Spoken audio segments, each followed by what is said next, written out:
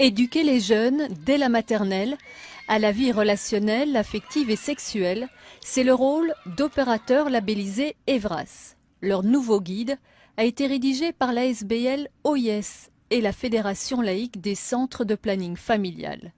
4 publics sont visés, les 5-8 ans, 9-11 ans, 12-14 ans et les 15-18 ans. Un guide qu'a parcouru cette pédopsychiatre, spécialiste de la petite enfance. Il y a des parties qui sont très bien faites, et je tiens à le souligner, mais il y a aussi des parties qui ne répondent pas du tout aux besoins des enfants, mais qui pensent y répondre évidemment, mais qui répondent à des questions que les enfants ne se posent pas. Exemple, l'identité sexuelle.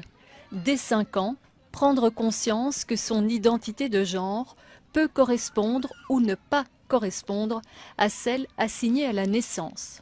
Dès 9 ans, âge où se produit la grande partie du développement pour les corps mâles et les corps femelles, la notion de transgenre apparaît.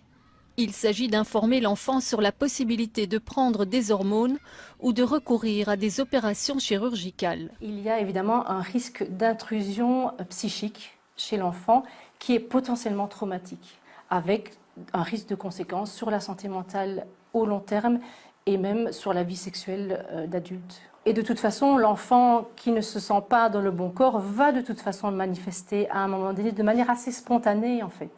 Et donc, il ne faut pas faire d'une rareté une généralité.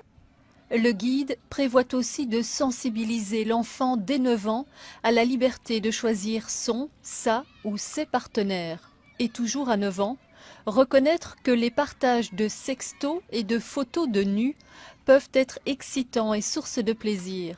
Se sentir libre d'en envoyer dans le consentement.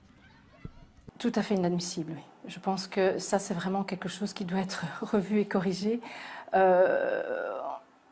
enfant de 9 à 11 ans ne doit pas faire de sexto. Et s'il en fait un, c'est qu'il y a un problème